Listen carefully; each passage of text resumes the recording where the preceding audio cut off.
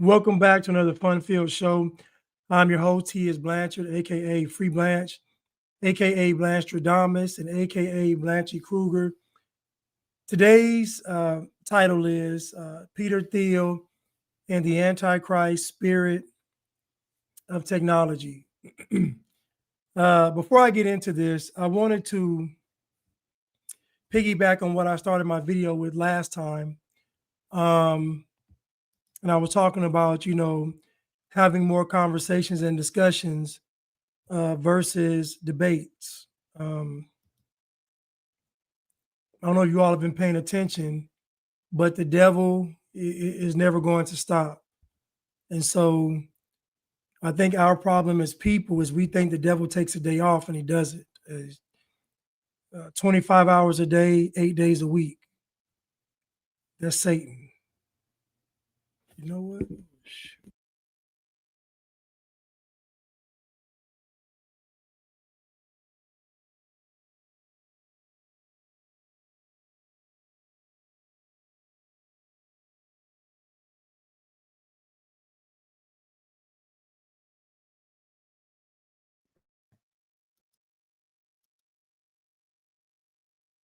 Okay, let me see something. Hold on.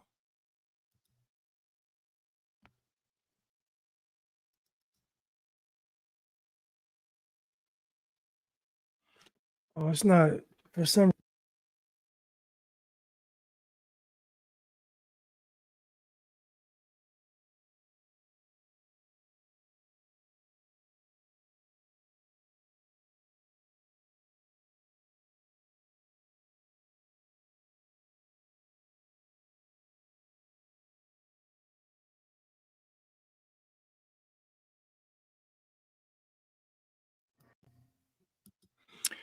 Okay, you all should be able to hear me. What's up, you all? What's up, everybody? Vintage Goods Willie. What's up, baby for life? Real Talk Nikki. A2R. What's up? Miss Graves. What's up? Thank you, A2R. Thank you. Paul, what's up? Top Herc, what's up? Prudence, what's up? And what's up, everybody on what's up, Zigzag? What's up, everybody on Instagram?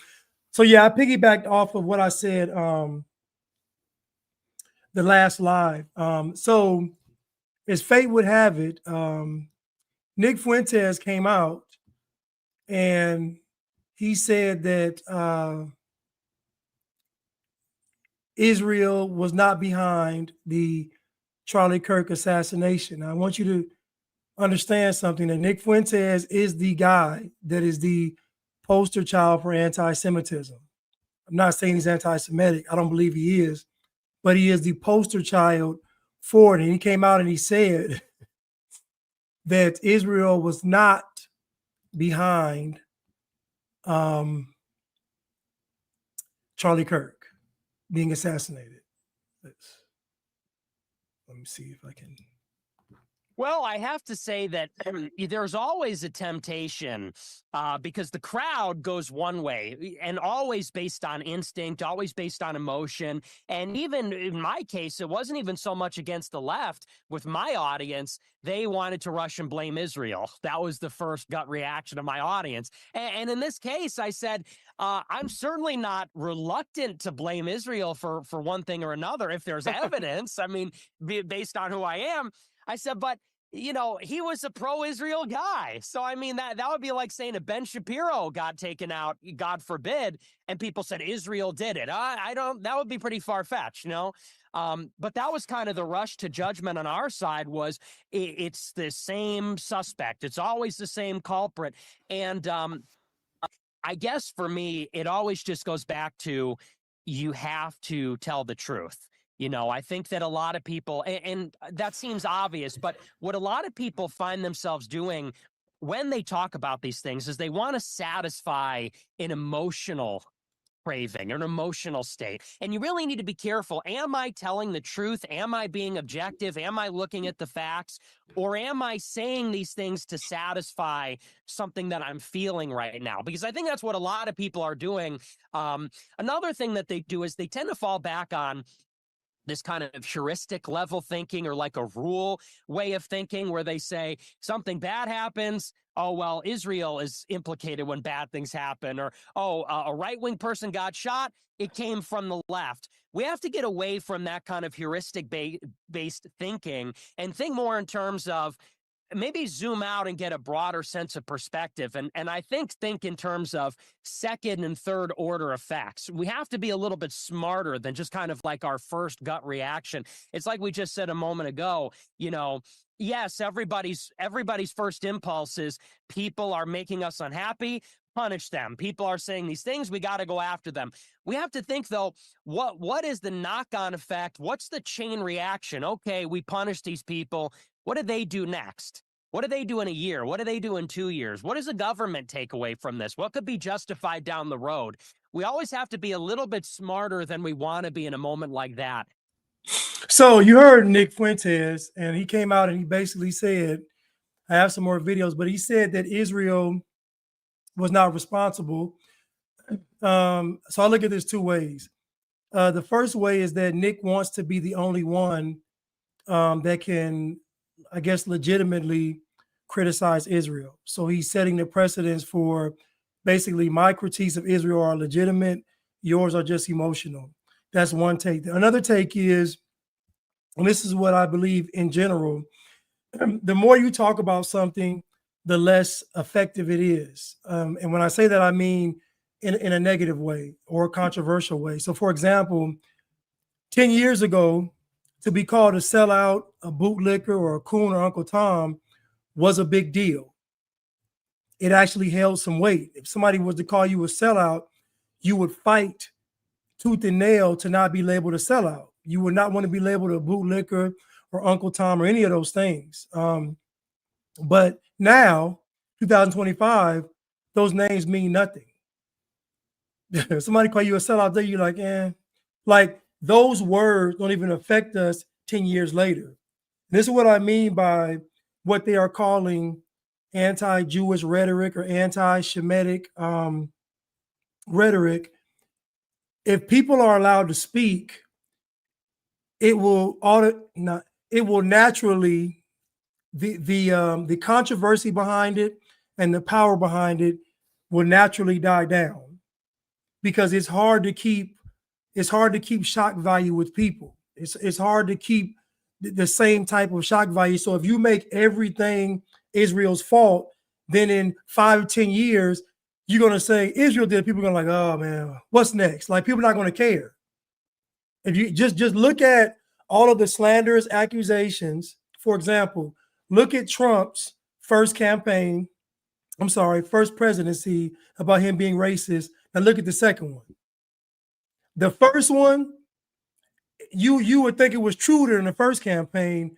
This second campaign, no, everybody brushes it off like that. Matter of fact, it was so watered down, they had to go a step further and call him Hitler and say that the Trump followers or MAGA was Nazis.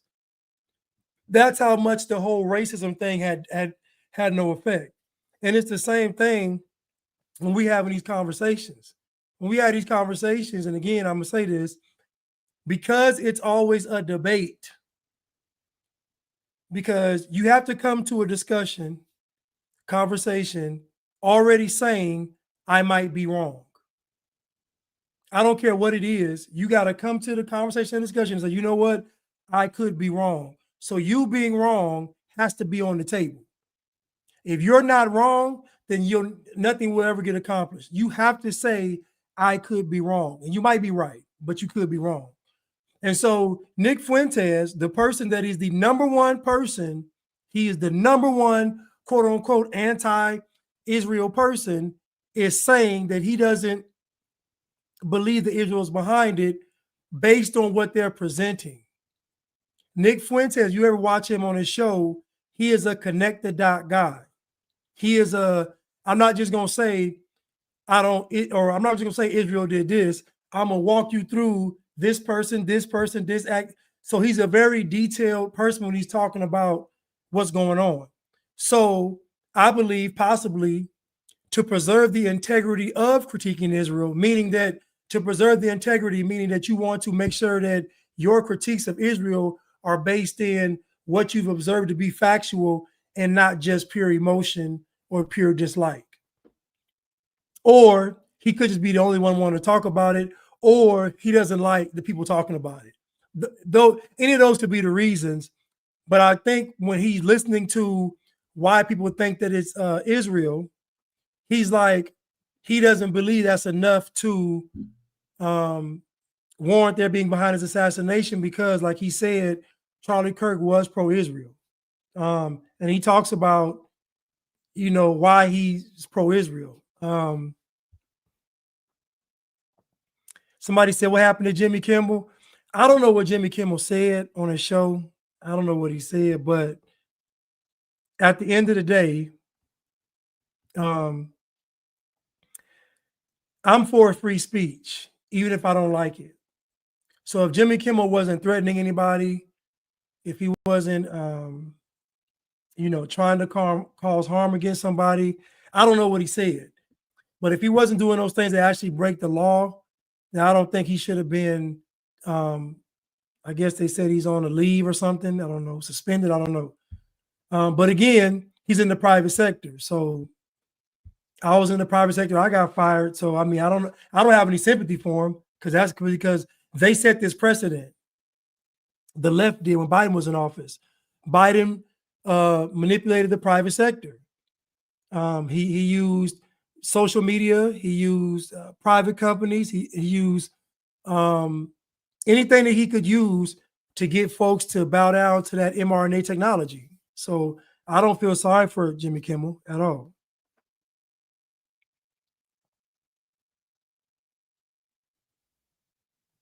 Israel announced right after October 7th that they were coming for any and everyone who said anything negative on social media or otherwise. They were getting everybody. Again, I don't agree with that. I don't agree with silencing somebody's free speech just because you don't like what somebody's saying. I don't agree with that. I don't agree with everybody's victims.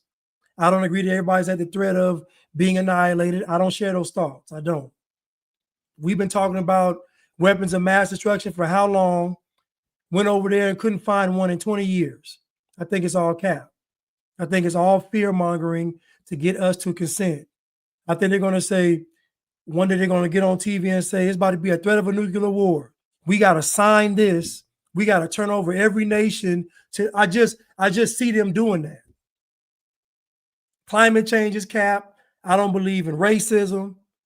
I don't believe in none of this stuff. I don't believe in it because I know how the devil works. And the devil works through illusions. The devil didn't shove the fruit down Eve's throat. He spoke with her. He suggested. He asked questions. But the devil can't make you do it. So I don't believe any of this stuff. Weapons of mass destruction, they say that so-and-so is building one, but they never find it.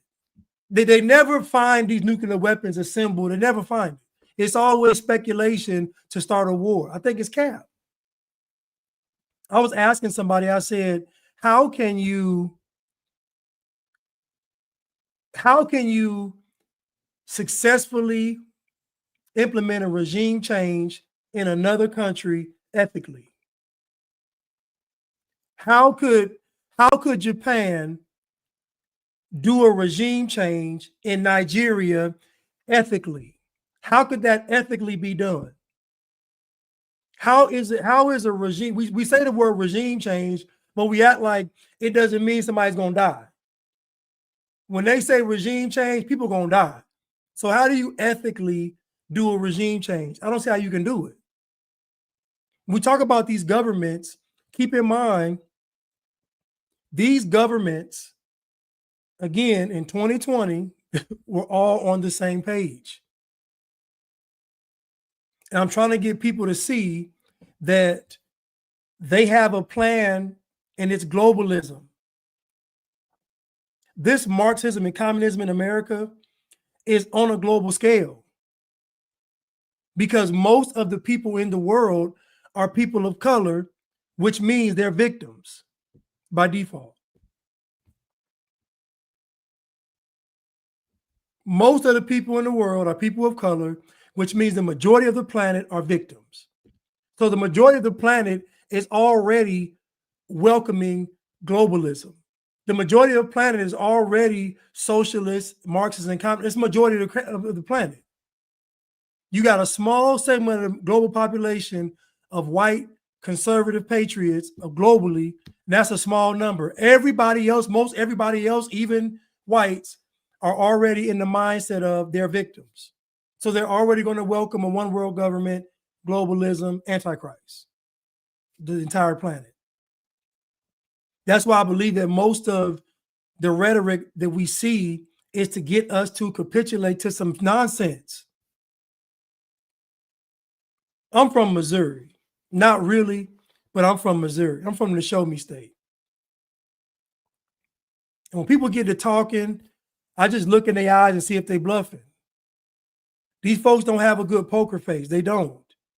They talk about all this stuff, the threat of this, threat of that, and nothing ever happens.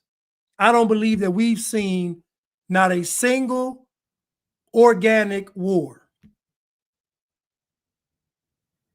I don't think we've seen that.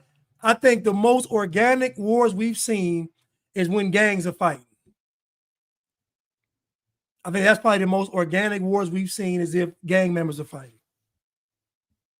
But it's just funny to me that the number one anti-Shemite in the world, Nick Fuentes, said he doesn't believe that Charlie Kirk was assassinated by Israel because Charlie Kirk was pro-Israel.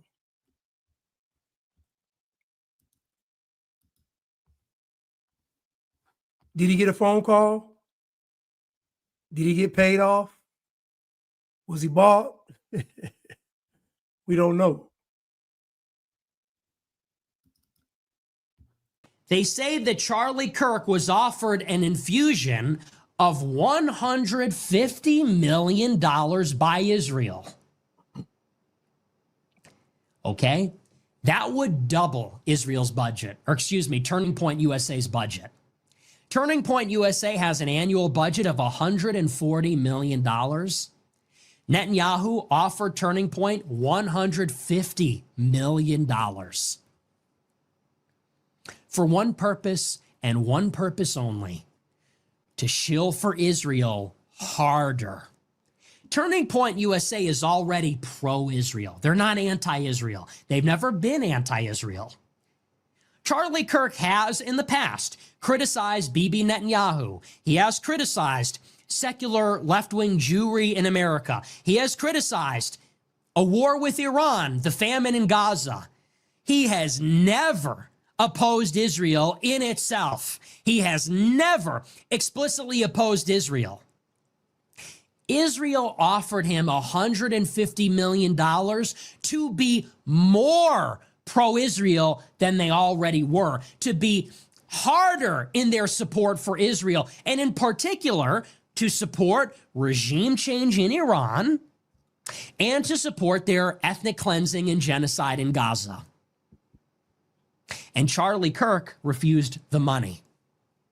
And I have independently confirmed that, by the way. I've heard that from 4 people. 4 people that I trust that are in the know. So this is coming from Candace Owens, a friend of Charlie Kirk. This is coming from Max Blumenthal, who purports to have a source.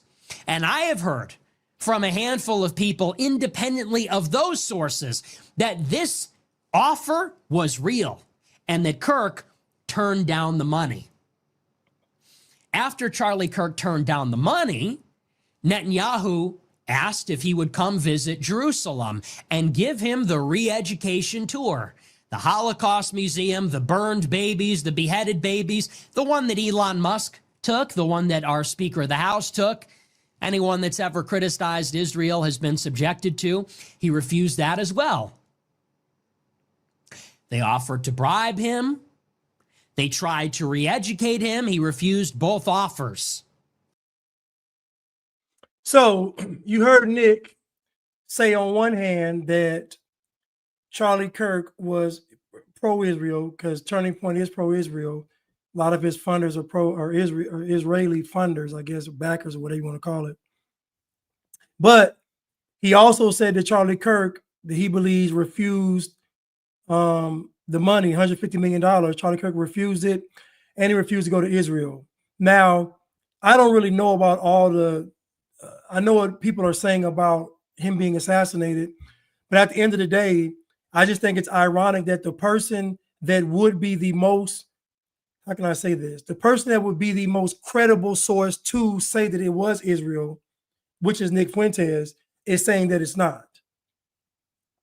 I think that's very ironic. And my point in showing Nick saying that it's not Israel is the point that everybody critiquing something doesn't mean they're anti that something. It doesn't mean because somebody is critiquing something that they're just blindly critiquing something. And as I said earlier, if you keep talking about Jews, Israel, in 10 years, nobody's going to care. The same way when nobody cares about racism, nobody cares about your fit. Like this stuff is hard to keep the shock value with people. It's hard. What's taboo today is not going to be taboo tomorrow. It's just not. You think black folks are crashing out over Charlie Kirk because they're just crashing out? Of course not. Black folks have been watching black people get their top peeled back on social media for the past 10 years plus. Black folks have made videos of black folks getting stretched out, getting shootouts, getting shot up, like black folks have been making that content go viral for 10 years plus. So why would they care if they saw Charlie Kirk getting shot on online or on TV? They're not gonna care. This is what I mean. This is what I mean by just human nature. Human nature is always going to take over. Of course, Nick wants Charlie Kirk's spot. Everybody does. But the problem is that you're not going to be able to have Charlie Kirk's spot because y'all ain't believers. They're going to try to imitate Charlie Kirk and duplicate Charlie Kirk, but it's not going to work. They're not believers. They're not convicted by the word of God. It's not going to work. Even Nick Fuentes, he's not convicted by the word of God. LARPing for Cash said the Mandarin slaughtered all other tribes in China and called it the Great Leap Forward when they adopted communism from Stalin's Jays. Listen, I don't believe that anything is organic. And I don't believe it because Satan is ruling this world. I think Nick will stay himself. I don't know. I think Nick will change because he wants his movement to be credible. So just like he said, you can't listen, if there's some dots to connect, he said, connect them. If there's dots to connect, then connect them. But if there's not any dots to connect, you can't just come out and say it's this. I don't know who killed Charlie Kirk, but I do know it's above everybody's pay grade. I will say that. And I will also say that who killed Charlie Kirk, you can see in the reaction of the people. The reaction of the response to his death lets you know who killed him.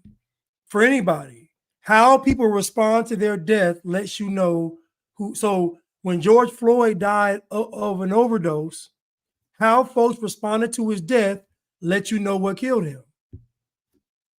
What killed George Floyd was black culture. That's what killed George Floyd. So what killed Charlie Kirk was the spirit of the Antichrist. The Antichrist didn't kill George Floyd. Black culture did that. But the Antichrist took out Charlie Kirk. George Floyd wasn't a believer. So the Antichrist would leave him alone. But the spirit of the Antichrist is what destroyed or killed Charlie Kirk. Top Herc said, Blanche, do you have friends, actual friends in real life who you discuss this with? What's crazy is I actually do. I actually have a couple of people that I can talk, with them about this stuff. Two of them are guys 3 of them are women. So, well, four women, 2 guys that I can talk about this stuff with. Well, I take that back. 4 women, 4 guys. So let's just say 8 people I can talk with. Now, not all of them face to face, obviously, but as far as face to face people, I can talk to probably about 3 people face to face about this kind of stuff.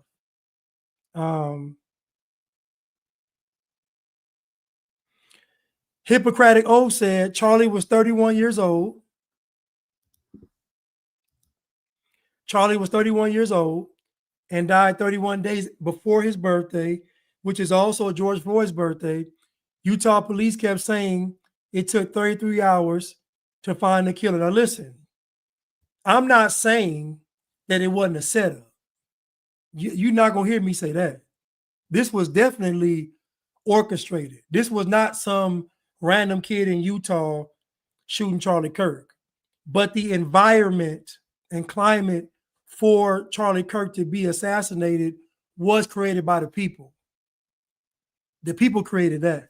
But in no way, shape, nor form do I think that, no, none of this stuff is organic. Abraham Lincoln's assassination ain't organic. None of this stuff is organic. None of it. I don't believe none, because the devil's at play pulling the strings. He's pulling the strings. So if you can believe that Benjamin Netanyahu doesn't have to answer to somebody, but he does, trust me. Benjamin Netanyahu has to answer to somebody. And all these leaders, they got to answer to somebody. So ain't none of this stuff organic. Don't ever be fooled or misled into thinking that. It's not organic.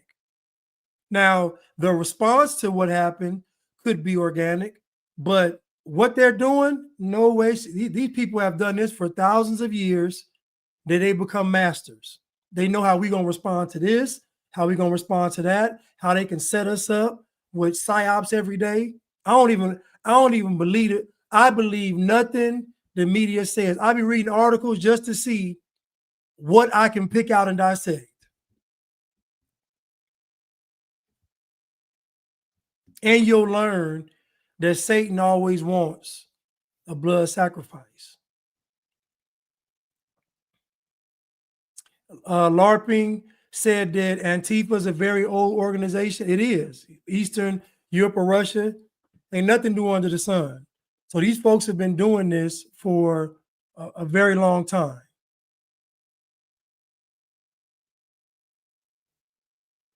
Do you talk with them at church? Listen, this may sound bad. After 2020, it has been difficult to find a church. Now, there is a church I would attend. I do listen to pastors and stuff online, but there is a church that I would attend, but it's way out somewhere. But they're actually getting a church built in the city. So I'll go to that church. But most of the churches I like are not in where I live. They're not here. I'm sorry, they're not. You go to a church, you go to a sermon, and somehow, some way, they're gonna creep in some Marxism, communism, like they're gonna creep it in there. You can't help it.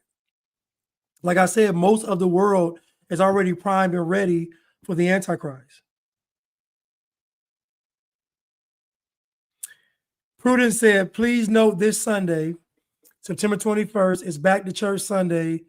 16 years of churches coming together to help people rediscover the heart of the church, community, faith, and hope. Listen, I encourage you all to go. If you can find a church, I encourage you all to go. Listen, 2020 was a very difficult, in 2021, people got exposed.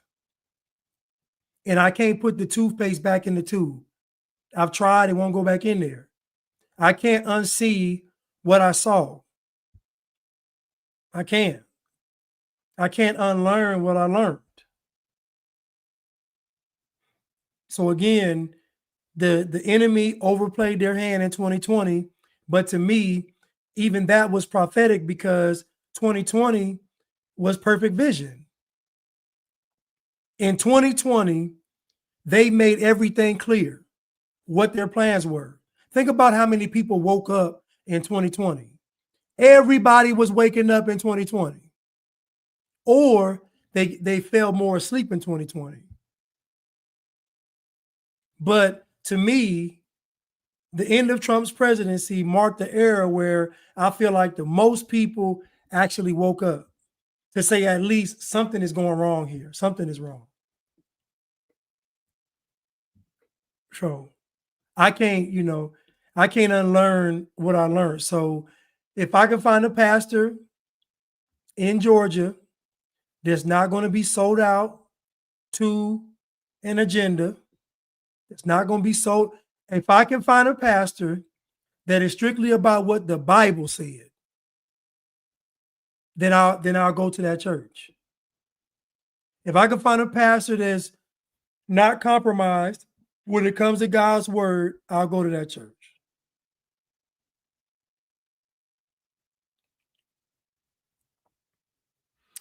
Real Talk Nikki said Calvary Life Chapel is where I go and listen online. Pastor Chet encourages all to read their Bible, and he reads the Bible. No verse or hymn twisting scripture. I get edified and my confirmations. Amen. So if I can find a church like that, then I'll go. But if I go to a church and y'all know how I am, when I'm listening, I'm detailed, I'm listening. I'm not listening to find a flaw. I'm in church taking notes, listening. But if what did he just say? Hey, I ain't going back. I think Pastor Wooden is he in North Carolina?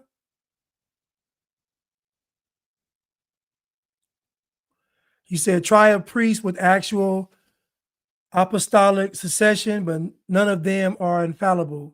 Well, my thing is this, right? The person doesn't have to be perfect.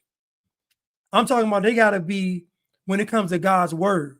I know that people are going to stumble and fall, but when it comes to the word of God, you can't mess that up. So if you about to preach on a Sunday or a Saturday and you feel like you're not going to be at your best, then don't preach. Let somebody else teach. But don't get up there and start twisting up God's word and playing with the word. Don't do it. Go by what God actually said. Don't start making up other doctrines and theologies to try to know,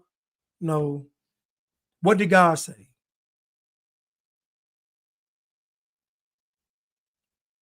Josiah, it's going to be very hard to find.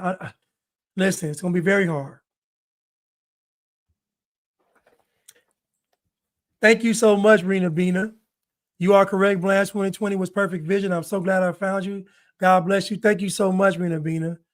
Rena Bina is so wonderful, y'all. Just a pure soul.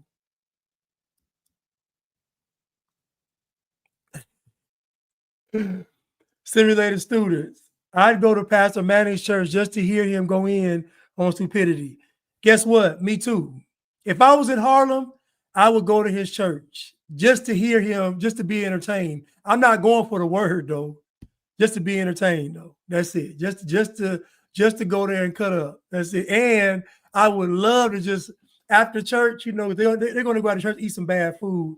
I would love to go eat some food with them high in cholesterol and trans fat, something fried, just to hear this man talk, normally off the cuff, just to hear him speak. I would love to do that.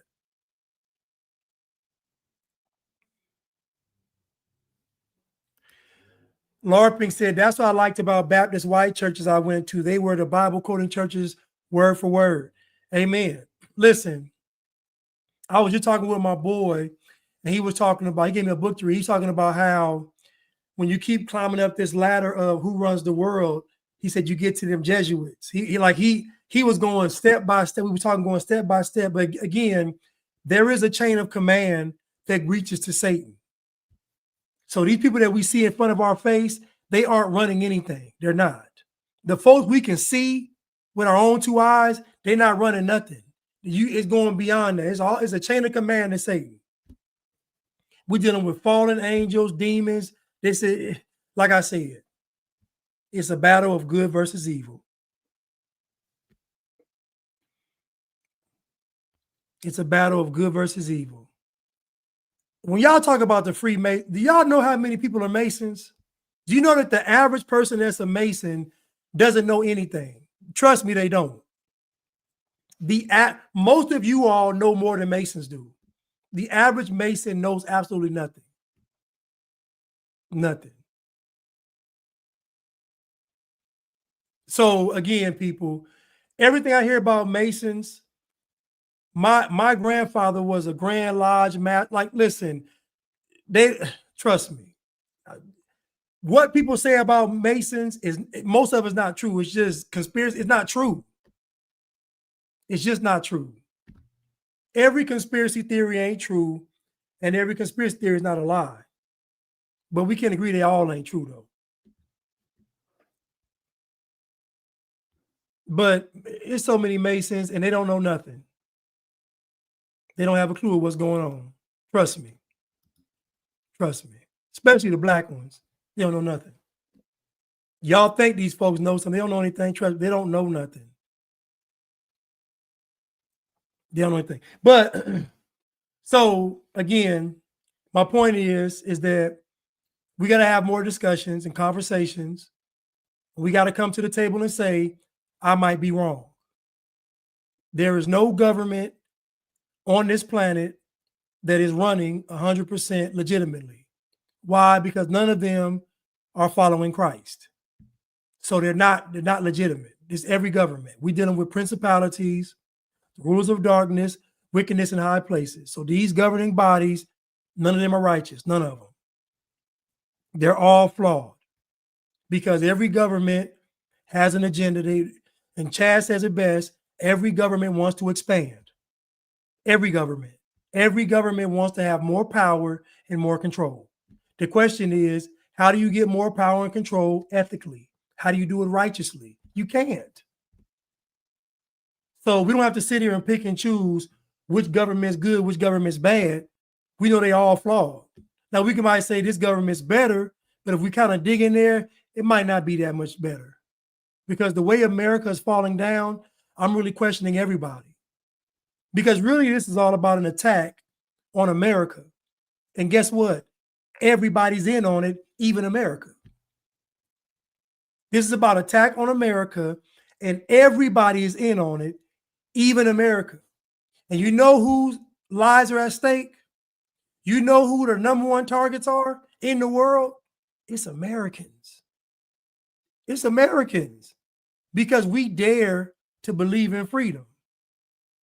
We have the audacity to allow monsters in our society to flourish, all because we believe in freedom. During the Peter pandemic, it was countries overseas saying, America, remember who you are, holding up American flags, giving the world hope. And remember what I said, that every government was on board when it came to them shots. All of them. No wars, no nukes, no conflicts.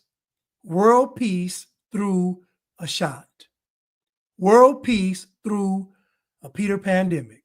World peace. We had world peace over the most catastrophic event known to man. 6 billion people put some technology in their body and they had no idea what it is.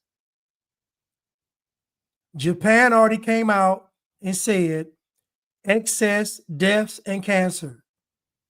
They've already released the reports. Italy, excess deaths and cancer, already released the report. The UK will not release the reports. The US won't release the reports. So again, the biggest pump fake was what we just witnessed. Now think about this. Every event, all these world wars, 9/11, the Great Depression, the Bolsheviks, all of these globalist communism, the Tutsis and the Hutus, and all of these global catastrophic events that we've seen throughout history. I know I'm missing some. Bubonic plague, Spanish flu, all of these events got summed up to people putting technology in their body. You got to be wise as a serpent and harmless as a dove. You mean to tell me we went through all of this history, learned all of this, just to fall for the most obvious pump fake in history? You know why? Because the devil's plan is still the devil's plan, and the antichrist is still going to come. Now, this is going to lead me into Peter Thiel. Today's title is Peter Thiel and the Antichrist Spirit of Technology. Now, most people are afraid of conspiracy theories because they're afraid to have to put their trust in Christ. The reason why people want everything to be at face value is so that they can feel safe and comfortable, so they can see the threat coming, so they can see what people are doing. People don't want to be in a position where you got to put all of your faith and trust in Christ. They don't want to do that. So they'll believe anything they're told just to feel comfortable. I can't put the toothpaste back in the tube. I done seen too much. Diamone said Charlie Kirk loves Peter Thiel. Wisdom is the principal thing. Therefore, get wisdom. And in all thy getting, get understanding. Thank you, Diamone. I call him Peter Steele, right? Your soul. Wisdom is the principal thing. Therefore, get wisdom. And in all thy getting, get understanding. But Charlie was 31. I always say this, that white people, Caucasians, and this is no offense, they have blind spots when it comes to discernment and wisdom. They do. Because white people culturally are more hopeful in what they're presented with. They're not as skeptical. And so if a person seems to be honorable in front of them, they're going to believe them and follow them. So white people culturally do lack, in my opinion, blind spots in discernment and wisdom. I'm not saying all, I'm saying a great deal, because I see too much of it in politics. I see like America has been fighting terrorism since I've known, since the 90s. Since the 90s that I know of, since the 90s. And the end result of America fighting terrorism for over 30 years is for those same terrorists to be in our governments, taking over our neighborhoods in America. But you want to convince me that it's not a setup. You want to convince me they're just dumb. I don't believe it. I don't. Think about how much we've invested in fighting terrorism. And now you wake up in the morning, open your window up, all you hear is Allahu Akbar.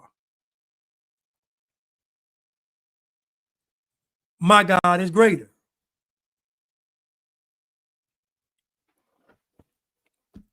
So forgive me if I'm a little skeptical of all of this stuff. Forgive me if I think it's all a setup. Because if I can see it, and I just gained some understanding 5 years ago, if I can see this in year 5, you can't make me believe they can't see it in year 30, in year 40. No. No.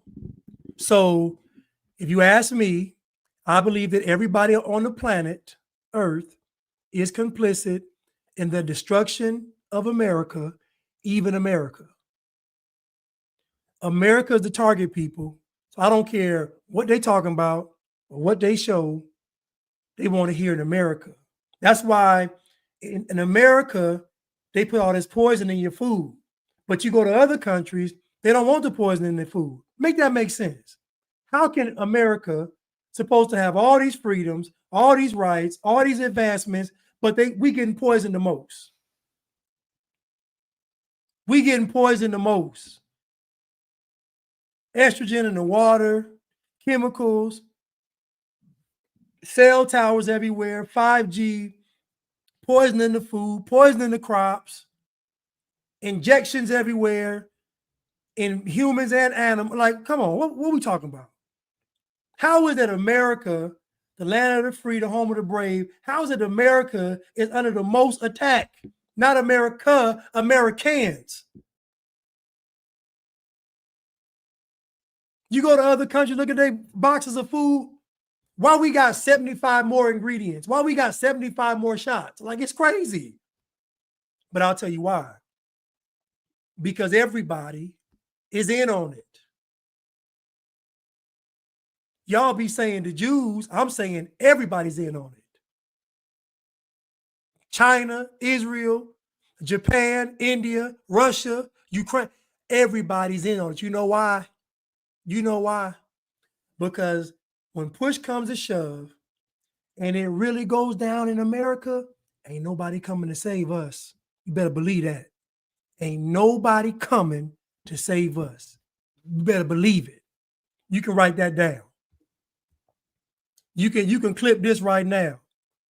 When it goes down in America, ain't there one of our allies coming to help. Guarantee it. Guarantee it. It's going to be the American citizens versus the New World Order. Guarantee it.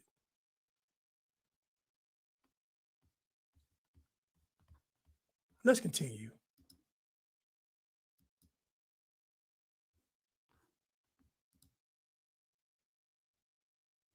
Let's continue.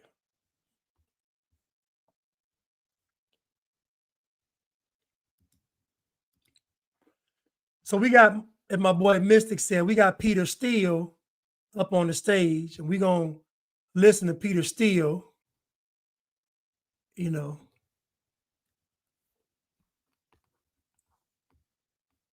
give us some insight.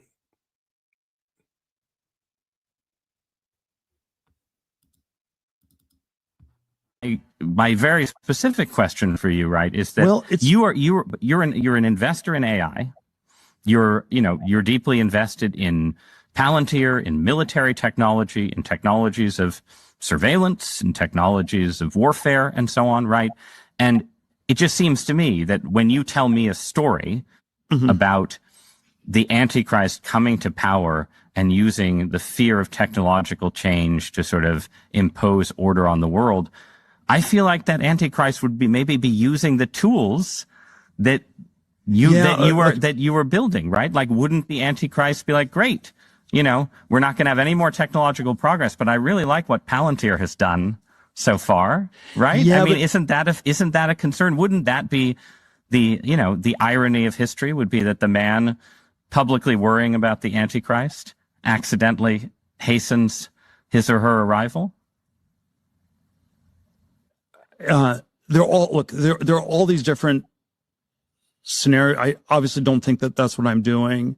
I mean, to be clear, I don't think that's what you're doing either. I'm just interested in how you get to a world willing to submit to permanent authoritarian rule. Well, but again, there are these different gradations of this we can describe, but is this so preposterous, what I've just told you, as a broad account of the stagnation that the entire world has submitted for 50 years to peace and safetyism? This is 1 Thessalonians 5:3. The slogan of the Antichrist is peace and safety, and we 1 Thessalonians 5:3.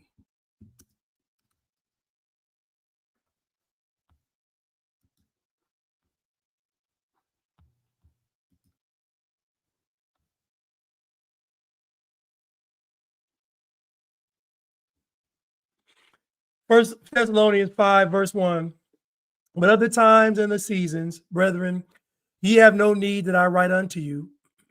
For yourselves know perfectly the day of the Lord, so cometh as a thief in the night. For when they shall say peace and safety, then sudden destruction cometh upon them as travail upon a woman with child, and they shall not escape. But ye, brethren, are not in darkness, that day should overtake you as a thief. Ye are the children of light and the children of the day. We are not of the night nor of the darkness. Therefore, let us not sleep as do others, but let us watch and be sober. So what he's doing is he's playing on both sides. Now, Diamone just said he was allegedly he's a switch hitter. He plays for the other team, and so but he claims to be a Christian. Now, I looked up basically he has an antichrist lecture, and I don't know if it's going to be I have to watch it first before I go over with y'all, something like this, but or at least watch half of it. I mean, some of it. But the Antichrist, a 4-part lecture series, starts on Monday the 15th in San Francisco. You are warmly invited to a series of 4 lectures by Peter Thiel addressing the topic of the biblical Antichrist. Peter is a technology entrepreneur and investor who has spent much of his career writing and speaking about how his Christian faith informs his understanding of the world. His remarks will be anchored on science and technology, and will comment on the theology, history, and literature and politics of the Antichrist. Religious thinkers upon whom Peter will draw include Rene Girard, Francis Bacon, Jonathan Swift, Carl Schmitt, and John Henry Newman. These lectures are off the record. The lectures are designed as a cohesive series, with each session building on the last to support continuity and community. Tickets are only available for the full 4-part program. So what do you notice about the goal of his 4-part series? The goal of his 4-part series is not salvation. Think about him putting all this stuff together, and at the end of it, the goal isn't salvation. Now, he's putting all this effort and energy to tell you about the Antichrist and technology, but he's not talking about your salvation through Jesus. The Bible says you got to judge a tree by the fruit that it bears. A good tree cannot bear bad fruit, and a bad tree cannot bear good fruit. But let's continue.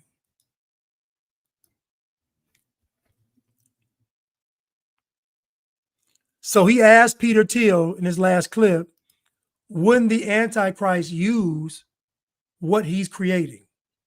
Now let's just think about this from a simplistic standpoint. Let's say the Antichrist is a person, and that person was going to come onto the scene and assume global power. Don't you think that when he came on the scene, everything would be set up? Like if a person was going to come and rule the world as one individual, if and when he came, wouldn't everything be set up for him? He's not, think about him coming, how's he going to come into power and have to build all this stuff up when we already have global leaders? Who would listen to him? He would have to show up with things already in place, meaning everything is set up and the only thing missing is him for his position. So to think that the Antichrist wouldn't use technology is insane. Wouldn't use surveillance is insane. Of course he would.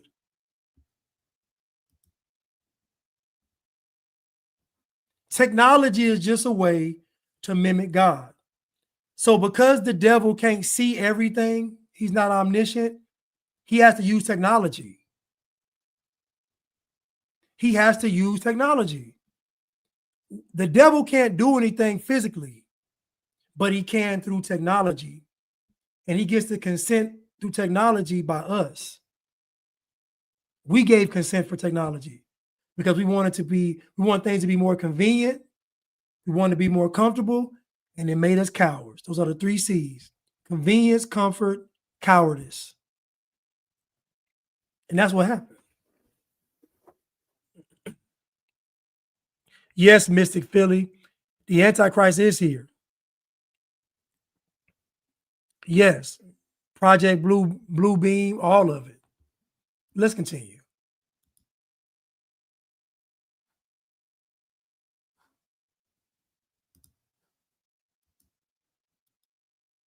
Let's continue.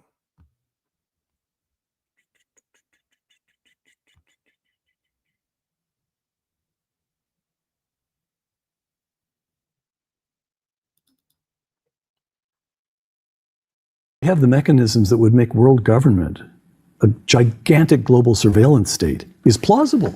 That seems plausible too. And then I think, again, to come back to the Soloviev-Benson plot hole, on its own, they both seem not that desirable. Why would we have a crazy surveillance state? Why would we, why would we do this? But if you're scared enough of these things, that's the weapon. And this is sort of where my speculative thesis is that if the Antichrist were to come to power, it would be by talking about Armageddon all the time. And Peter Thiel, the Antichrist would talk about Armageddon all the time. He'd scare people and then offer to save them. Yes. So think about what Mystic Philly just said, that the spirit of the Antichrist is already here. The spirit is already here. So when we talk about Armageddon, they're already talking about the end of the world through climate change and nuclear weapons. We already have 2 threats they're talking about: nuclear weapons and climate change. So the talk about the end of the world, or quote unquote Armageddon, is already here. And like Mystic Philly said, the anti-spirit is already here. Now, Brian Boyd says, a great adversary of Christ, the man of sin, described in 1 John 2:18, 2 Thessalonians 2:1, and Revelations 9:1, Protestants generally suppose this adversary to be the papal power. It could be, but I'm under the impression that if we are going to have a one world government, and we see that coming already, because we have a World Health Organization, we have a World Economic Forum, and we have United Nations. We know that they don't want any borders. They don't want any borders. They want this everybody the same, this global citizen. So we know that they want people under subjugation. But in my opinion, people are already conditioned to look at a global leader through the Pope, because the Pope is already seen as a global leader. The President of the United States is already seen as the leader of the free world. Like we're already conditioned as people to see one person as the leader. Whether it be Islam with Muhammad, the Catholics with the popes, the Jews with their false Messiah they think is going to come. I mean, people are conditioned for that one person. And I think that that's going to be used by Satan. I do. So Paul thinks it might be a Muslim. The Antichrist could be Catholic. Antichrist could be what you call Jewish. The Antichrist could be who's going to yield the best results. But I can tell you this, that the Antichrist, whoever it is, they're going to check all the boxes. They're going to check all the boxes to be a righteous, not righteous, but a leader that everybody accepts initially. Tierra said it's a gay Muslim. But let me rewind this again. Thank you, Brian Boyd. No, thank you. Let me get through these. Hold on, let me. Vintage Goods Willie, thank you so much for the super sticker. Recently, Candace Owens admitted to being a Mason real slick and quick. So if Candace Owens said that she was a Mason, she's lying, because only men can be Masons. I'm sorry to tell y'all that, but women are what they call Eastern Stars. Women cannot be Masons. So if you really get into Masonry, they believe that Adam was a Mason. So anyway, my point is that if she says she was a Mason, Candace Owens, she's a liar. She's lying. It's all cap. All Productions, thank you so much for the super sticker. All Production again, thank you so much. Rena Bina, thank you so much for the super sticker. I read yours earlier. And P. Dot, what's up? Thank you for the super sticker. Thank you so much. You know what, P. Dot? I just wish we could be working with each other right now and just be having these conversations in secret and in private. But let's continue. We have the mechanisms that would make world government, a gigantic global surveillance state, is plausible. That seems plausible too. And then I think, again, to come back to the Soloviev-Benson plot hole, on its own, they both seem not that desirable. Why would we have a crazy surveillance state? Why would we? Okay, let me start over. Cyber influencer RFJ, I don't know who that is. RFG, who is that RFG? I don't know who that is. But anyway, influencer RFG said today that mulatto/mixed race people are not black. They are hybrids. They are their own race. What do you think about that? I agree. They are. They are a mixture of multiple races, which makes them technically their own race. I agree. I don't believe, see, the whole thing with one drop makes you black, that's propaganda. That was just to keep people from mixing. That's all cap. Soon as black folks get with somebody, the first thing to leave is their color. Second thing that happens, their hair texture changes. So stop. Black folks ain't got no dominant gene. So yeah, I agree with that. They are their own race. I agree. They say there's three races. There's white, black, and mongoloid. So that would mean that a mixture of those three would be, I guess, considered their own race. I don't know what you would call them. Yes, Candace might be an Eastern Star, but she is not a Mason. She said she was a Mason for Turning Point USA.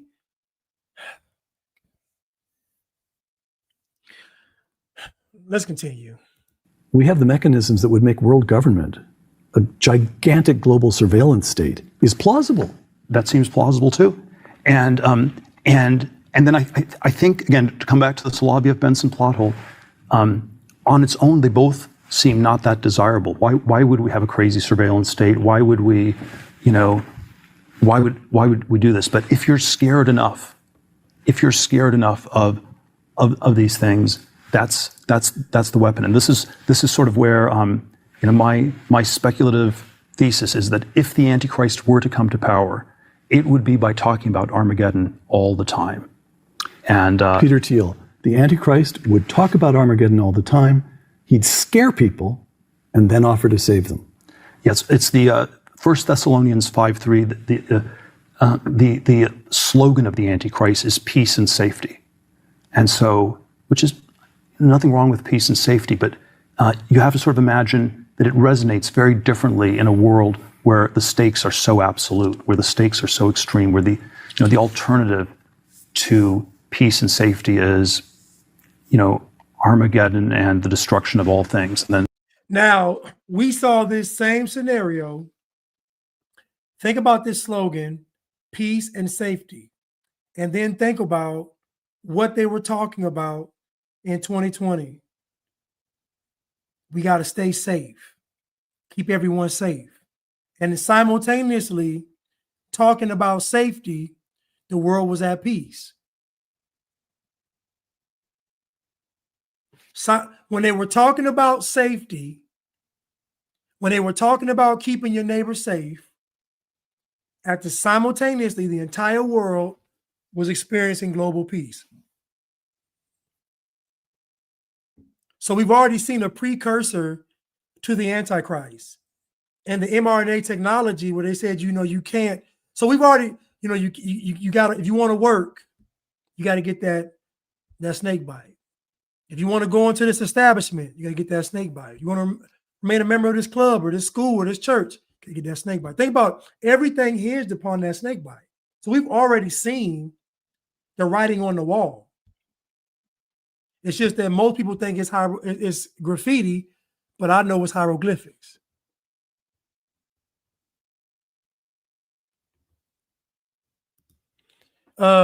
Figgy said she is one of the Masons of Turning Point USA, meaning she's one of the builders. That's what Mason means. So yeah, that sounds better. What Figgy just said sounds more likely because a woman can't be a Mason. And all a Mason is at its base level is a builder. That's why they have the compass, the square and the compass. Because the Masons, quote unquote, were the ones building the pyramids and building the temples. They're just the builders. That's their slogan. They're the builders of society. But what Figgy just said makes more sense because there's no way she could have said she can't be a Mason. Only a man can be a Mason. I'm talking about the actual order of the Masonic order. That's only for men.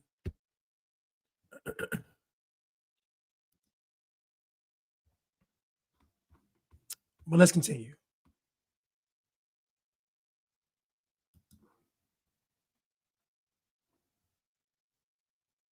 That's where peace and safety gets you way more than it would have in 1750. Rene Girard, in I Saw Satan Fall Like Lightning, one of his books, the Antichrist boasts of bringing to human beings the peace and tolerance that Christianity promised, but has failed to deliver. There are probably, I think there are all these elements where it's downstream from Christianity. You can think of, the poor shall inherit the earth, Sermon on the Mount.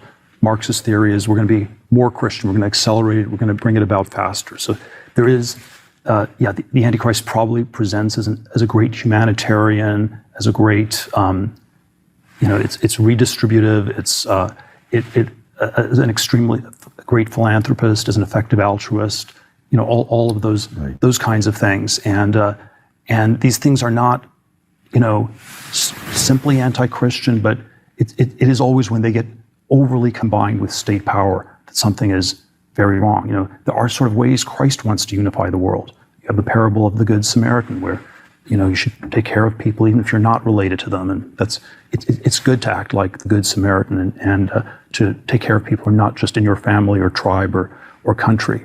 But then if you force everyone to be a Good Samaritan and you force a borderless world, it's somehow adjacent. It's an intensification, but it's somehow also very much the opposite. So you hear Peter Thiel talking about the Antichrist, but he's also paving the way for the Antichrist, which they call this digital surveillance state through technology. Everybody being, back in 2020, Bill Gates was funding a company, and the company was working on tying your digital currency to your biometrics. So in other words, if you wanted to spend your money, you'd be the only one able to spend your money, just you, because it was attached to your biometrics. Nobody else could, so you can see where this is heading. You can see where this is going. This is not going in a good direction. We have politics, but politics, in my opinion, is just a curtain. It's a curtain in front of the Antichrist. Because at the end of the day, the Antichrist, the spirit is here.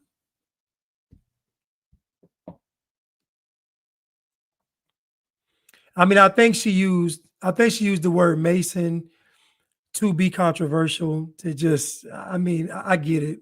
She used the word, like I heard Bernie Sanders. I heard Bernie Sanders once say that he wasn't going to be niggardly with the city money, the funds. So people say things just to get people riled up so they can come back and say, this is what I meant. You know how people, come on, we know the game. We know the game.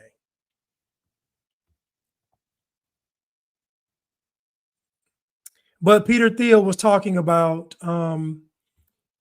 you know, he said that Christ, the guy's quoting here is very telling. This guy, this author that he quoted.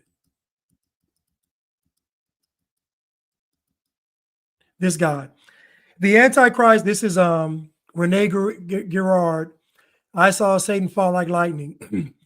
The Antichrist boasts of bringing to human beings the peace and tolerance that Christianity promised, but has failed to deliver. And to me, that quote is spot on and perfect. If you notice, the number one criticized religion in the world is Christianity. Everybody manages to find a way to not like Christianity. Christianity is the religion that gets held to the highest standard. Christianity is the only religion where somebody will tell you Christ wouldn't do that. You never hear nobody say Muhammad wouldn't do that. You never hear anybody say Abraham wouldn't do that. You don't never hear nobody say that. You never hear anybody say Buddha wouldn't do that. You only hear people say Christ wouldn't do that. People throw Christ up in your face in a minute. If people think you get out of pocket, the first thing they're going to do is throw up Christ. Christianity is the only religion where you are held to a standard. It's the only religion where it goes beyond what you believe. With Christianity, you're expected not just to believe, you're expected to actually model what a Christian is. Thank you, the thunder sound. What would Jesus do? Bumper stickers. Do you follow Jesus this close? Like, I'm just saying, it's the only religion that the world agrees these people should be acting this way. Right, Nikki. I'm sorry, World Yours Entertainment. They don't even know Jesus. That's what's funny. They don't even know Jesus.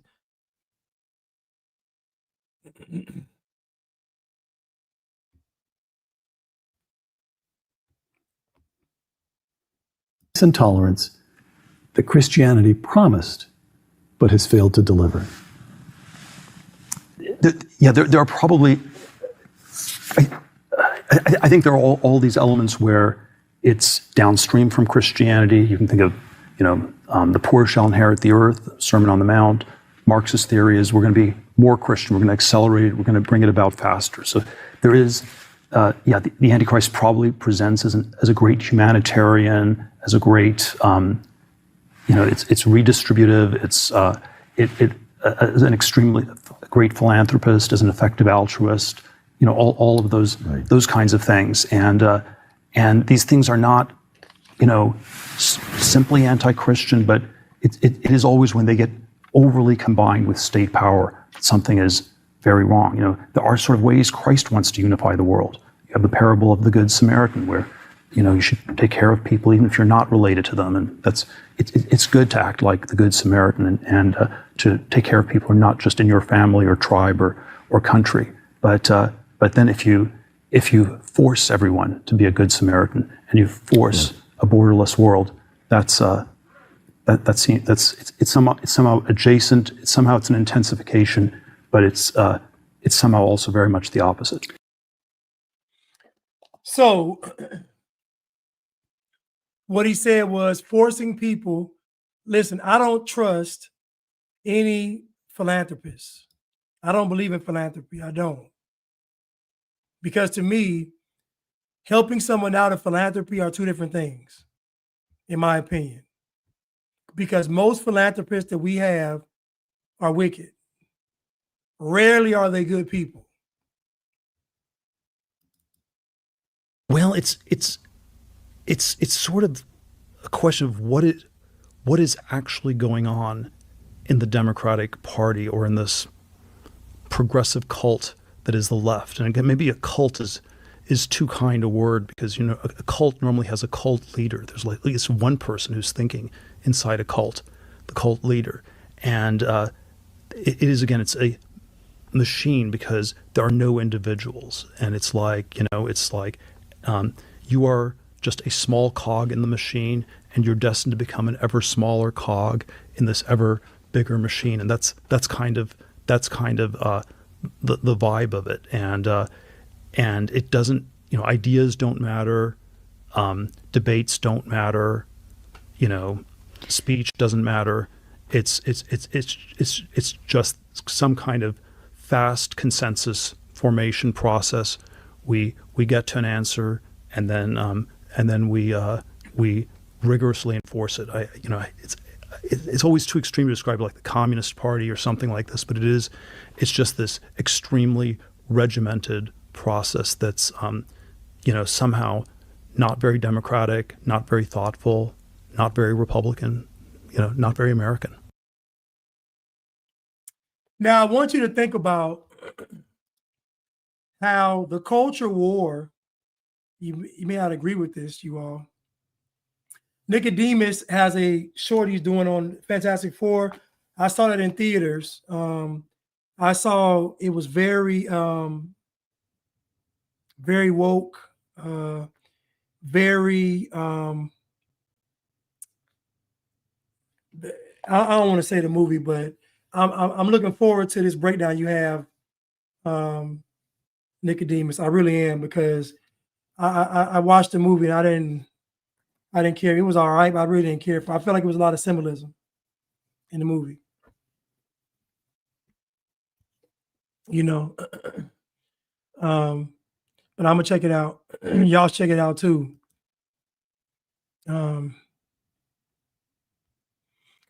But the reason why the culture war is won, because he talked all about the left, right?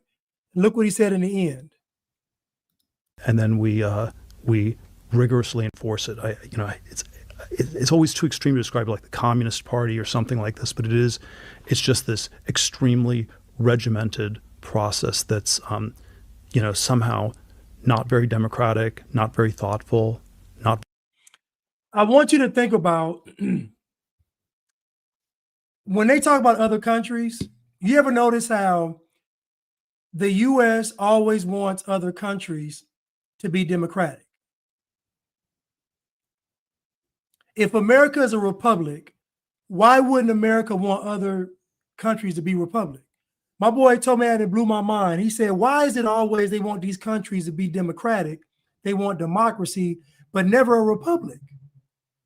He said, if America was founded on being a republic, that means a republic is good. So why, when it comes to your expansion in the global arena, you want it to be democracy? Think about that. Never, a republic country is never on the table. We want Iran to be a republic.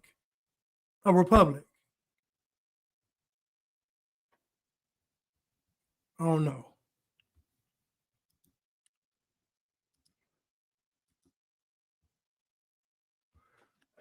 It just doesn't make any sense that we push democracy, but we're a republic. It doesn't make any sense.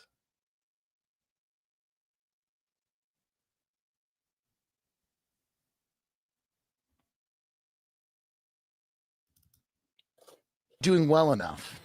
2 Israeli startup entrepreneurs played roles in the rise of Alexandria Ocasio-Cortez. She pulled out of an event commemorating Rabin. Some conclude.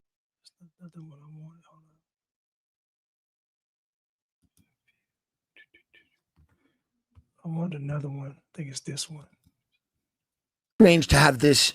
You build military AI, military drone, autonomous drone technology to export to war zones all over the world. You build domestic surveillance technology to surveil our friends and neighbors. And then your other pet passion is the Antichrist. It's odd. Wouldn't you include tennis? Wouldn't you go, and I'm big into tennis? Something else. A democratic republic like an African American. Let me start over. A democratic republic like African American. it's so strange to have this. You build military AI, military drone, autonomous drone technology to export to war zones all over the world. You build domestic surveillance technology to surveil our friends and neighbors. And then your other pet passion is the Antichrist. It's odd. Wouldn't you include tennis? Wouldn't you go, and I'm big into tennis? Something else. It's odd. And I like ice fishing. I build autonomous drone technology. I build domestic surveillance technology. And I love lake trout. And I love lake trout. And I love big mouth bass fishing. Yeah. But instead he goes, and I've also developed quite a keen interest in Satan.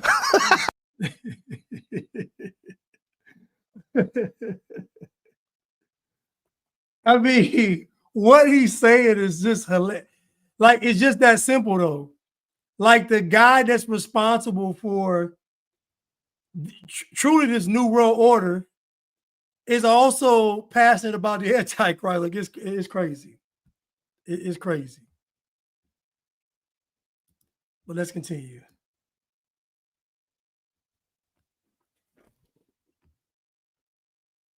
I think this is, let me see. He's doing a 4-day seminar on the Antichrist. What? I read this article by Christianity Today about the Acts 17 ministry. And I think their intentions are good. They want to reach the tech industry with the gospel. The husband of the founder of Acts 17, he used to work for Peter Thiel at Palantir, and they went over to one tech industry dude's house to do like this house church. And Peter Thiel was there, and Peter Thiel just started talking about the Antichrist and stuff. And apparently all these Silicon Valley tech dudes were just like, we didn't know Peter Thiel was a Christian. Peter Thiel is a libertarian, and there's a professor that he studied under. A lot of his quotes regarding Christianity are direct quotes from this professor. The professor and him are very, as far as like the Antichrist and stuff like that, there's this tension between the apocalypse coming and the Antichrist is the hero that saves everyone from it. His entire thing is like, something's gonna happen that makes you choose one or the other. But he defines himself, as far as his own religious views, as a heterodoxical Christian. It's the same root as heretic. He doesn't believe you need to evangelize. He's like, my faith is real for me. I don't need to convince you of it. You cannot call yourself a believer. And the last thing that Jesus said after his 3 years of ministry, death, and resurrection, he says, go and make disciples of all nations, teaching them to obey the things I've commanded you. You cannot be a follower of that human and say, I don't have to teach you to obey. It's in direct defiance. I think there is a political advantage that he's trying to pull from this. You either believe in the Jesus of the Bible or you don't believe in Jesus. There's a big difference between having conversations and then being put up as a teacher and learning. The Bible's very clear. People who teach should be very careful. One of his arguments for like transhumanism, what I believe I got from it was his excuse was that Christians are So, and I mean, we gathered this just based on his four-day talk or 4-part series that he is going to offer salvation. So imagine someone that says they're a follower of Christ, but they don't share the gospel. When I say share the gospel, I mean the purpose of it all is for us to be saved, salvation. And so imagine him not focusing on that, but focusing on the Antichrist, where he's telling you on one hand that the Antichrist is going to be this viewed as this well-meaning individual, but on the other hand, he's probably going to be a bad person. And on the other hand, this technology is actually good. So he's telling you that the Antichrist is bad, but this beast system is good. All he's doing is separating the Antichrist from the beast system. That's all he's doing. So so basically think about what he's saying. So if he runs around and tells you that the beast system is good, then the Antichrist comes and says, I agree, it is good. Now what you got? Because right now he's saying beast system good, Antichrist bad. But if the Antichrist shows up and said, no, this beast system, I agree with you, it's good, it's wonderful. Then what you gonna do? You gonna make him a good guy then.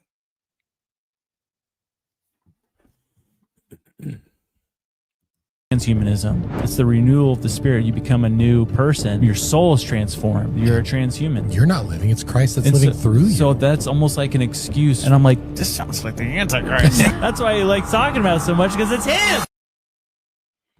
Now, I don't think he's the Antichrist, Peter Steele. They came from Mystic Philly. I don't think he's the Antichrist, but I do think he is setting the stage up. I truly do. They still said by 2030, we are going to own nothing and be happy.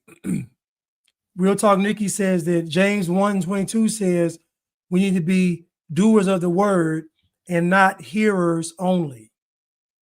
So again, if anybody is not quote unquote doing God's word, then you shouldn't listen to them.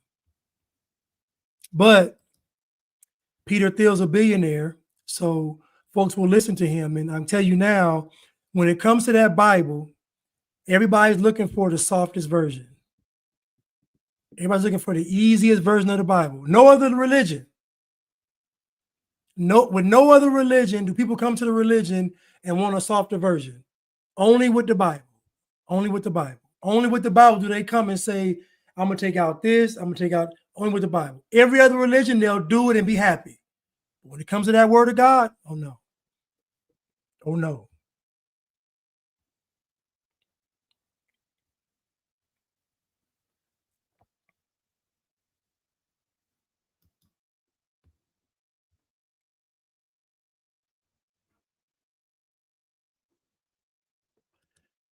Yes, you have. If you own gold, you own it. If you own some gold, you own the gold. You may not own your house. Well, you can own your house, not your property. You may not own the land, but if you got some gold and some silver, you own that. Trust me. Tangible. You own that.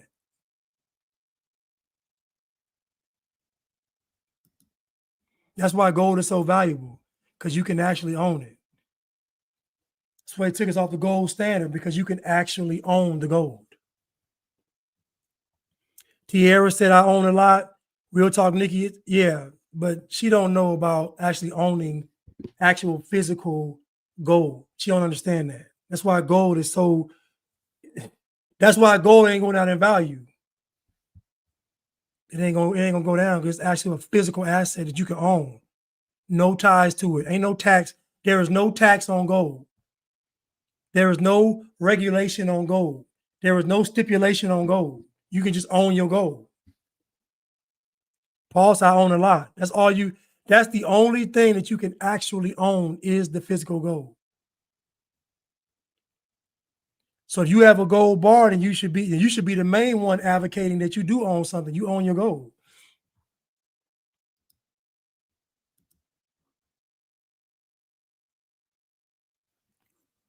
Let's continue.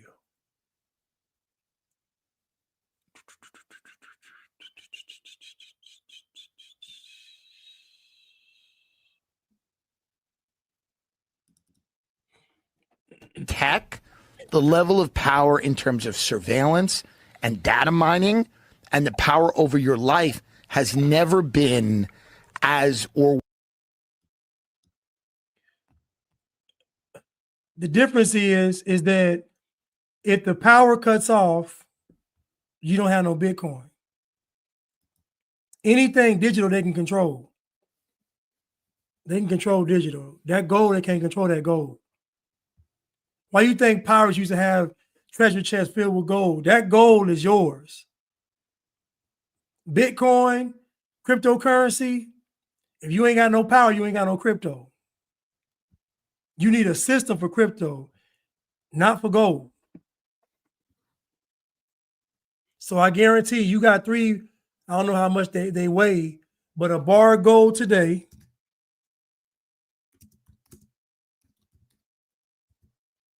a bar of gold price, let me see.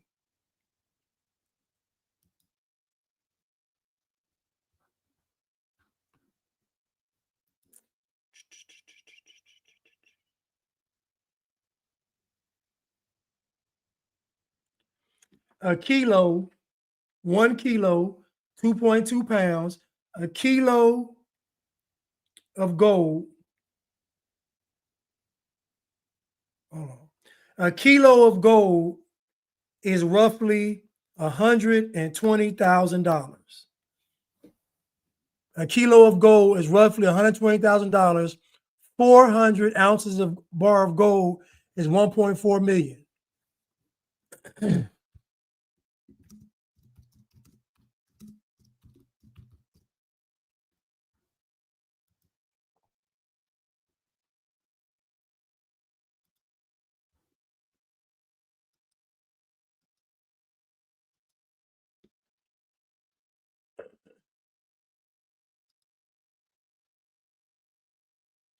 You better put it in the safe.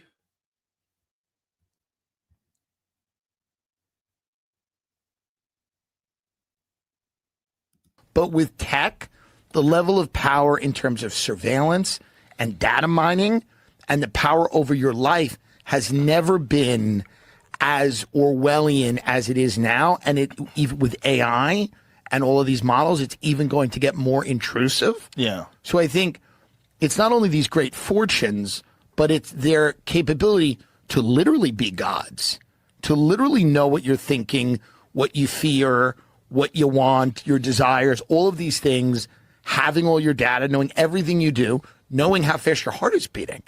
You know, all these wearable things that you have that are transmitting frequencies to, you know, someplace where all of your health data is being stored. That's what bothers a lot of people. It's what bothers people about this Palantir thing. Yeah. Yeah, we were talking about that yesterday. Yeah. The Palantir thing is very odd. A lot of people feel that this is the precursor to, you know, a social credit score, a digital kind of police state, and that it's being done under the guise of security, that you will be safer. Which is what the Patriot Act was brought through with. That's exactly right. It's always the case. It's always the case. They always sneak it in like, you got to be safe. Yeah. And then you get the Benjamin Franklin quote. The people that want security, right, they something about, they deserve neither. Yeah. That trade liberty for security, deserve neither. Yeah, I mean, it's true. I just think, Peter Thiel is giving a 4-part lecture on the Antichrist. Yeah, that seems odd. 4-part. Well, here's what's really wild to me. 4 parts. It's not just one. One lecture on the Antichrist would be insane. This guy's doing a series. He's doing a 4-part lecture on the Antichrist, and nobody in his inner orbit went, Peter, how about one lecture on the Antichrist or no lectures? Not 4. Well, I don't think he understands the optics. He certainly does not. Yeah. It's odd. Yeah. Tickets sold out. Well, of course. Well, it's a private lecture at a club in San Francisco about the Antichrist. What does he know about the Antichrist? Is he like... I'm guessing a lot.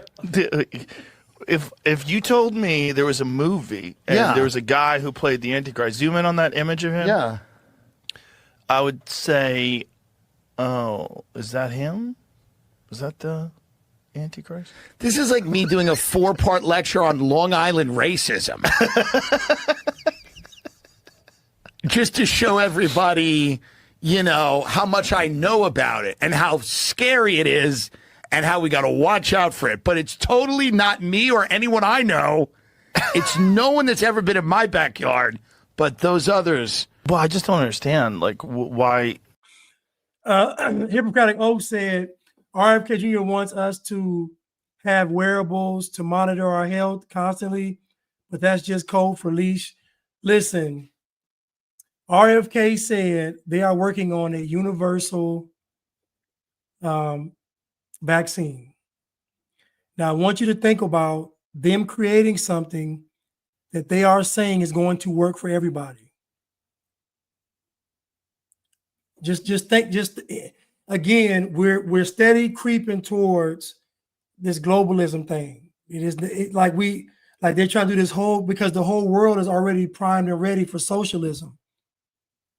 The whole world is already, they already feel like victims. I've been done wrong, come save me.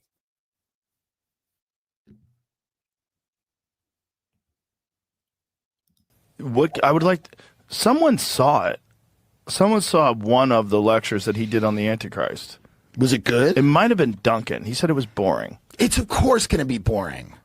But I don't understand. Like, what is he doing? He's trying to prove he's not the Antichrist by ratting him doing out. it. He's like, if I was the I mean, that's probably how the lecture starts. He goes, now if I was the Antichrist, I obviously wouldn't be doing this lecture. You know what it's like? Yeah. It's like those really shitty men Yeah. that become male feminists. Right. And then Yeah. they tweet, believe all women. Yeah. Well, and no, you're no, like, yes. hey. Yeah. So even if it's not mandatory,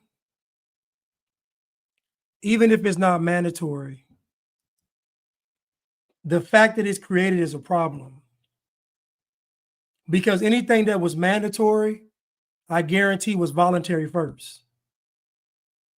I guarantee anything that became mandatory first started out voluntary. I guarantee it. We can go through history, look at anything. They said you can take it on your own accord, and then it went from that to you got to take it. So the fact that they have it on the market is the problem. The fact that these things are created is the problem. Digital surveillance, the fact that they even have it is going to be the problem. So we can't even have this stuff. We can't even have it. You know, and it sucks, but we can't have it.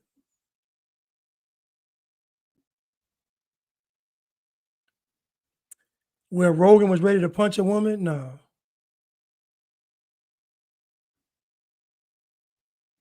I'm going to look it up, Brian Boyd. I'm going to look it up.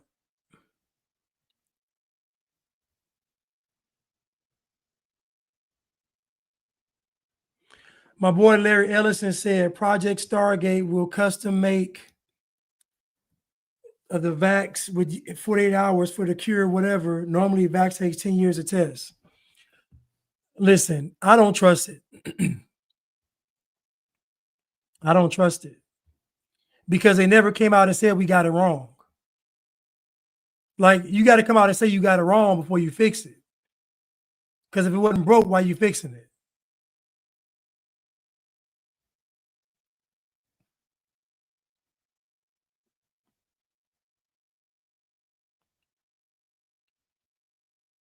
You know? But listen, y'all, this is I'm probably going to do a part 2 if I can get my hand on those actual lectures. But Peter Thiel, as Mystic Philly calls him, Peter Steele, Antichrist. He's not the Antichrist. Is he a precursor to the Antichrist? Maybe not. But is he going to set the stage? Yes. Because to say that everything he's creating wouldn't be used by an Antichrist is just insane. I don't believe he's the Antichrist, but to say what you're creating would be going against the Antichrist is nuts. It's just nuts. We should all know. I want y'all to think about something before I go.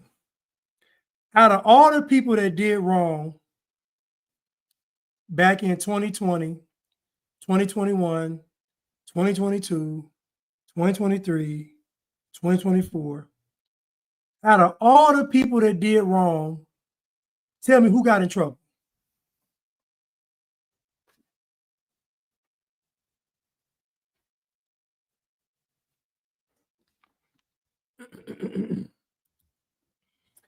Out of all the people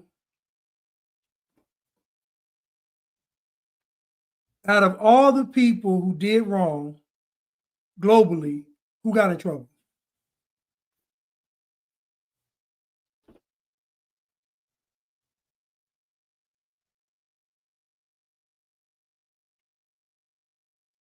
Figgy said Kanye West got in trouble.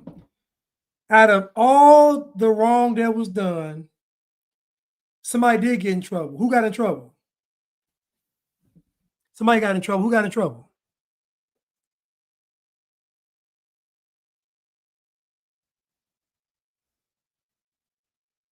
Who actually went to jail, prison?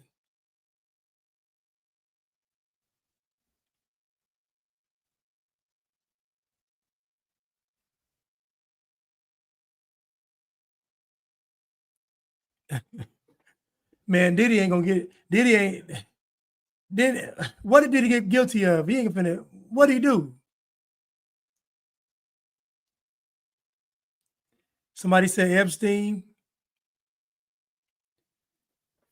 January the 6th.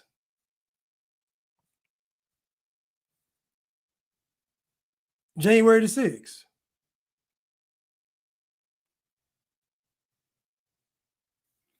Somebody said the Chauvin. Somebody said Kanye. I know one person got in trouble, went to prison for swapping out the shots with saline. I think they got 7 years. Paul said Roger Stone.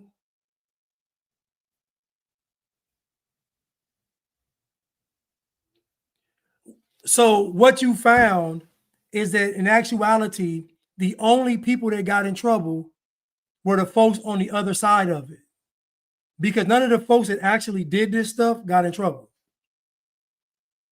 It was the folks on the other side of this stuff that got in trouble. Think about that. Nobody that actually did this stuff got in trouble. Other people got in trouble. January 6th, prison. The folks that weren't administering those shots or swapping out was prison.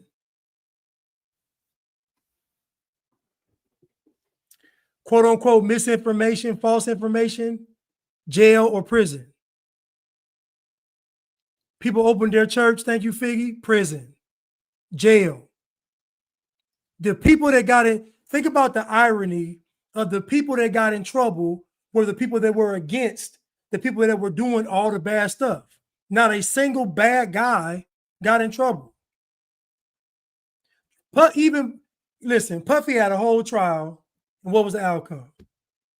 Nothing. Young Thug had a whole RICO case. What was the outcome? Nothing. People that refused to get the jab got fired. So my point is, the people that have suffered a consequence were the folks that were against it. Meanwhile, the folks that were doing it are still around, still doing their thing. No consequence.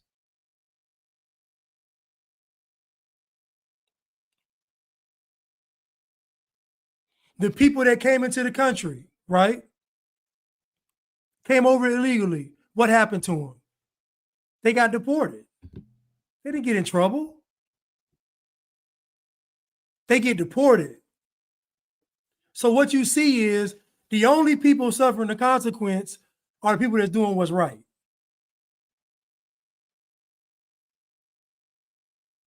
Alex Jones got in trouble. But Fauci got immunity. Think about that. Fauci got immunity. Hunter Biden got immunity.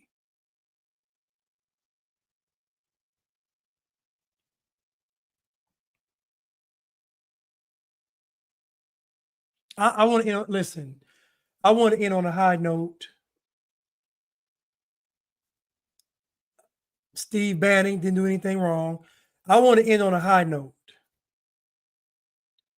And the high note is that I don't care how bad it looks. I don't care how horrific things get. You can still have the life that God promised. So I would encourage you all to still believe for that. Because people in the world, they're going to do what they're going to do. People are going to fight, argue, be distracted, be tricked, be deceived, all of that. They're going to do what they're going to do.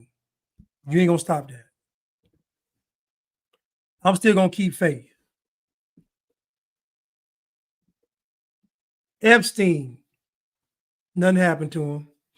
Bernie Madoff, nothing happened to him.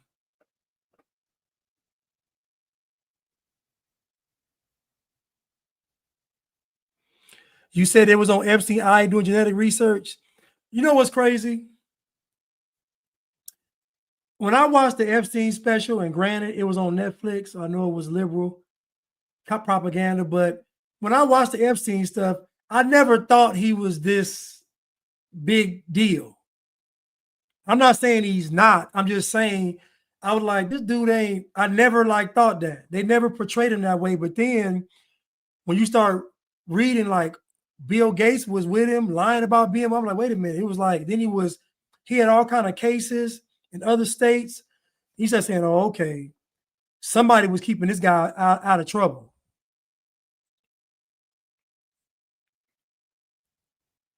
Somebody was. So just based on the fact that people were with him and didn't want to be associated with him, and just based on how many cases that he had in other states, even Bill Gates said he believed in giving him a second chance. So Bill Gates even knew about Epstein's, what he was up to.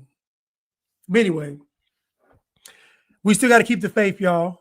And yes, Nikki, human nature will never change. So no matter what they do, it won't change. It ain't going to change. Even if you do it by force, put a chip in somebody's head, they're going to find a way to get around the chip. It's human nature. Y'all seen the Matrix? Even in the Matrix, where everybody was in a pod, they still found a way to get out. Think about that. Even in the Matrix, they still found a way to get out. It's human nature. Whatever trouble we get ourselves into, somehow, some way, we find a way to get out. It's just, I guess it's just God. But anyway, listen, I love y'all. I will see y'all on maybe Sunday, maybe not Saturday. But listen, I love y'all, and I will see y'all soon. Thank y'all so much for tuning in tonight. And I don't want y'all to lose hope, or lose faith. God is still on the throne, and you can still have the things that God promised. God said that he would give us back the years that the locusts ate up. And I think some of you all may have had those years ate up, a few years, maybe a lot, but God will restore those years back to you. So I don't want y'all to lose faith or hope. God is still on the throne. I love y'all, and I will see y'all on Saturday or maybe Sunday.